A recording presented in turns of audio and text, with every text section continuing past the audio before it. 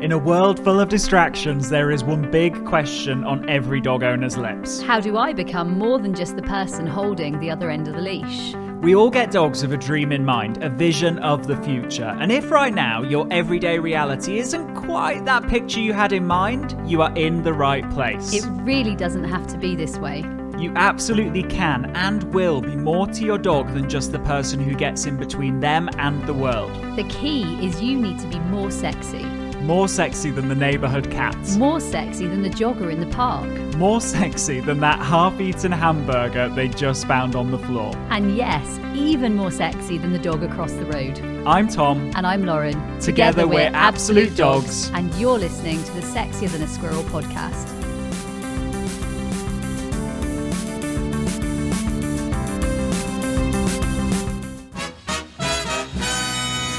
Hello and welcome to this episode of the Sexier Than a Squirrel podcast, the podcast that teaches you how to be the very best owner your dog could ever wish for. And today we're talking tricks. We're talking tricks because I know my dad. I mean, my dad he's a funny man of many opinions and words. And sometimes he says things like, "Oh, that's just a trick. Why are you teaching them tricks? Like, don't make them party trick animals. Don't," especially Mango, because Mango's dad's baby. He's like, "Don't make her be a trick dog." And so he can see it like we're just teaching like a trick for the sake of it or showing off, or actually the fact that a lot of people who do teach tricks, they do use them to sort of show something at the end of it. Now, we have a slightly different opinion on tricks because we do use them, right? We do teach tricks. In fact, tricks form part of the games, and we're always kind of developing new tricks and learning new tricks. And I guess what we should first of all clarify is, well, what is a trick? Well, a trick might be a left spin, a right spin. A trick might be a jump into my arms. It might be middle and walk on the move, right? Like that can certainly be a trick. Leg weaves. Leg weaves. Tom's got tricks.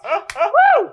Tricks. It could be something as simple as, one of the ones we were doing earlier was jumping through a little hoop, like a very, very simple one, but it's super fun. It could be roll over. It could be walk backwards. It could be a high five. And let's be honest, I remember the example of, Tom, you going into Eliza's school. Yes. And Eliza's school teacher, they were doing a test. They were doing an exam. I think it was SATs in England. For those of you that are in England, they were doing their SATs. Yeah. And these kids are what, like 6? Yeah, and literally we'd been in the room like 5 minutes, and I had already heard this teacher say like 20 times, "You have got a test, they've got a test today, it is a test, it's test day, it's examination day. It's a big test." And these little 6-year-olds are like, "Ooh." And I was like, "Oh, but what if it's a game?" And she was like, "No, it's a test." And I'm like, "But what if it's a game?" And she was like, "No, it's a test, it's an exam. It's an exam." I was like, and maybe it's a game. Like a fun game style exam. And literally she had completely labelled this thing up to be something that really scared all of the kids. Yeah. Like it had them all pretty like... what she was doing is she was setting it up as a have to do rather than a get to do, right? And killing any joy. And you imagine like what a difference those kids would have if they got excited about doing their test, exam or game, and what difference that would make to their immediate results, but also actually how they perceive situations in the future that might involve some level of assessment. And how they were feeling, what they're doing, how their emotional energy is. It makes a big difference. So when we're talking tricks, let's be honest, we're often talking fun games. Yeah.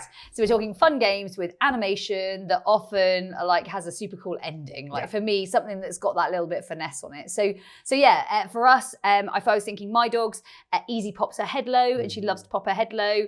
And I love seeing that sort of real head low. Her middle on the move is definitely trick based. Yeah. If you think of some of yours. Mine are, my favourites with my dogs would be leg weaves.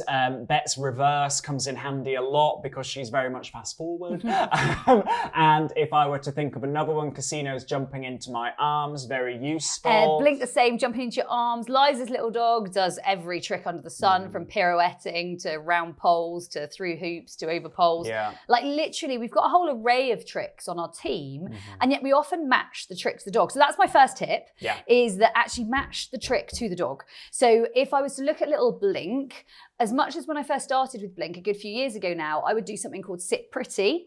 I now would never teach Blink Sit Pretty because I don't think her structure suits Sit Pretty. Whereas actually a much shorter back dog or a much more physically stable dog, I might teach it, but I wouldn't teach it to Blink. Yeah. I think match your trick to your dog's energy, space, and conformation. So I think for Blink's energy, it was a good thing to do, but for her conformation, it was the wrong thing to do. Yeah. I don't think it suits her conformation. Yeah. She's a bit like a dashhound, don't tell her. So it's the wrong, she's the wrong body for it. Yeah, absolutely. Really good one. So second thing to consider with tricks, I guess, is that some tricks can have a purpose. And so that purpose might be really simple, like Easy doing her head low is really great for photos, or Bet doing her reverse means that I can reverse her into a lineup with my other dogs so I can get them all on the same photo. And equally, Easy's head low, one of its main purposes was actually when I had her on a start line, sometimes I didn't know I had a head.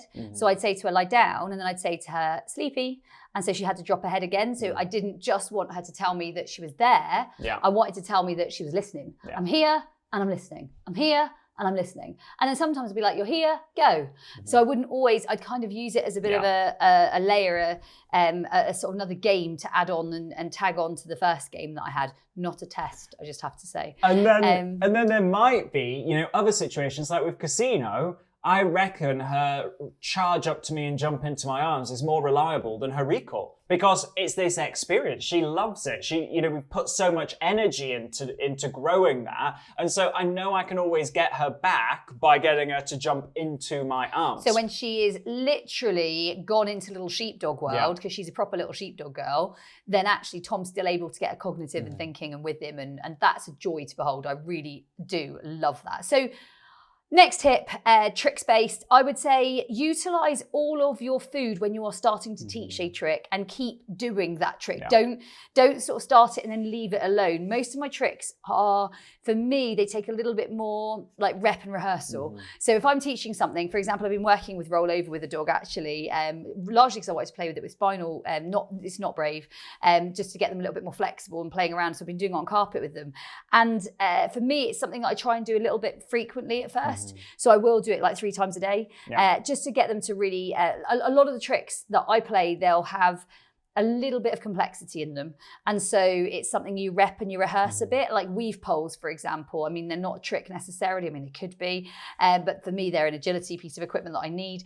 I would definitely have to do them daily. To make a difference and to get them to the level I want them to be at, I would have to train them daily. They're not something you can just like leave alone for 10 weeks. Yeah. I mean, you can, you just won't finish. Yeah. So there's a little bit more to tighten up. Yeah. So I'd say frequency and duration. And duration, I think, should be short. I don't think you need to do a long duration, but I do think you need to have a go at them. Yeah, next tip or next, I guess, benefit would be that you get to almost test drive teaching your dog important stuff in the context of actually something that, let's see what happens. So, that rollover, for example, you get to learn a lot about how your dog learns and how they approach a challenge and how they approach a different situation, so that when you're working with their struggles with other dogs or when you're working with teaching the weave poles, actually, they're processing, how they learn, and you can adapt for the important stuff. If they're an agility dog, then weaves are important. Really important. And yet you've learned that stuff on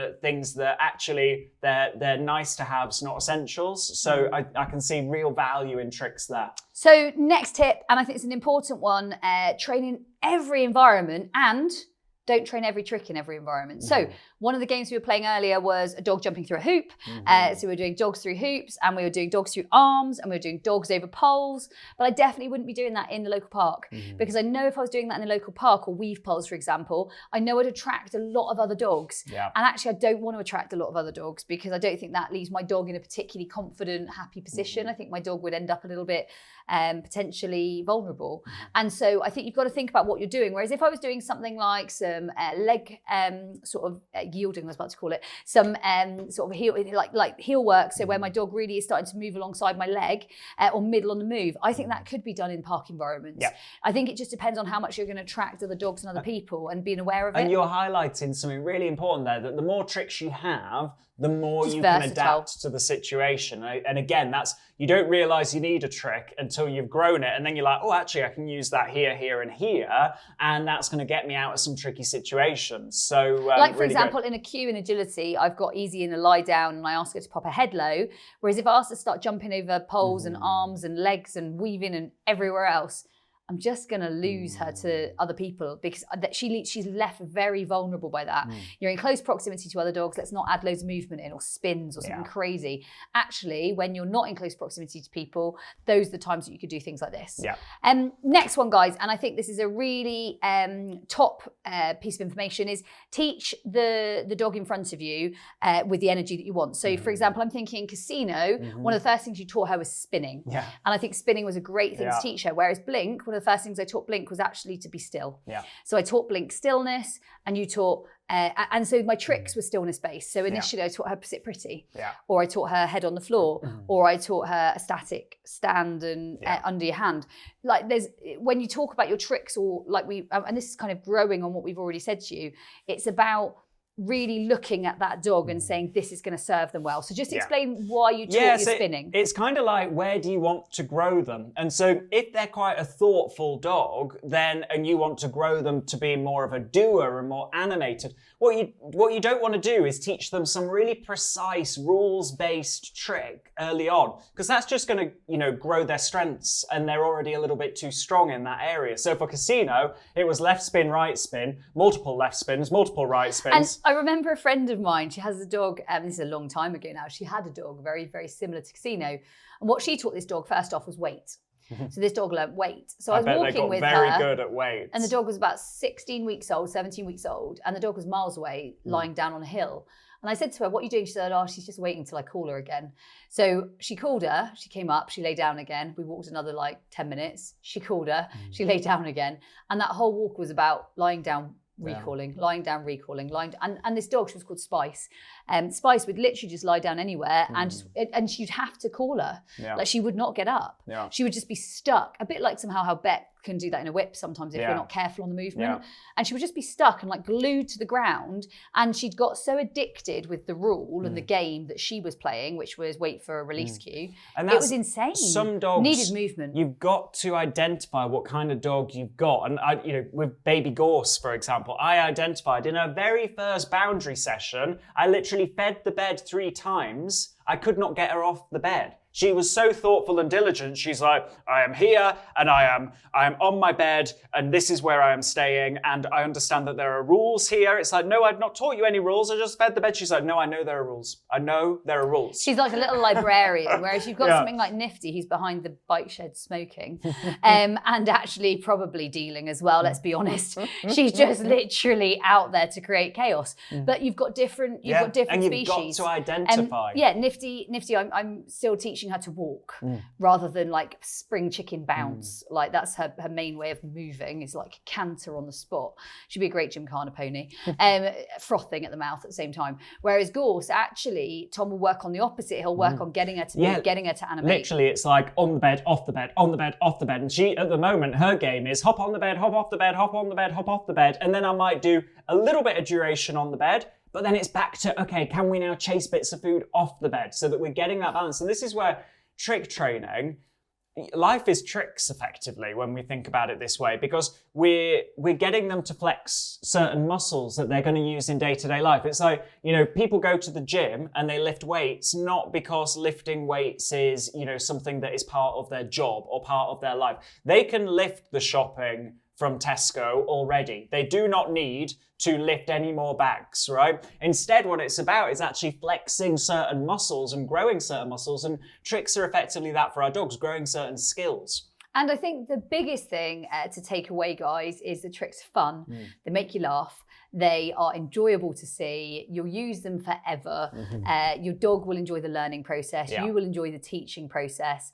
And most of all, it's relationship building and enhancing. And like Tom said earlier, is you get to know how your dog thinks, how your dog learns, how your dog ticks, what your dog's doing. You just get to take it to a whole new level. So I think it's quite a magic space to learn and play in, really. So with that, guys, that was this episode of the Sexier Than a Squirrel podcast. We will see you next week for the next episode. It's a really exciting one next week. If you haven't already shared this podcast, please share this podcast with someone you know, a dog lover, a friend who might need some ideas, maybe someone at your local dog club, maybe it's a family member, your brother, sister, your mother, long lost lover. Literally share it. Sharing is caring. We want this to have the ripple effect we know that the dogs all over this world need.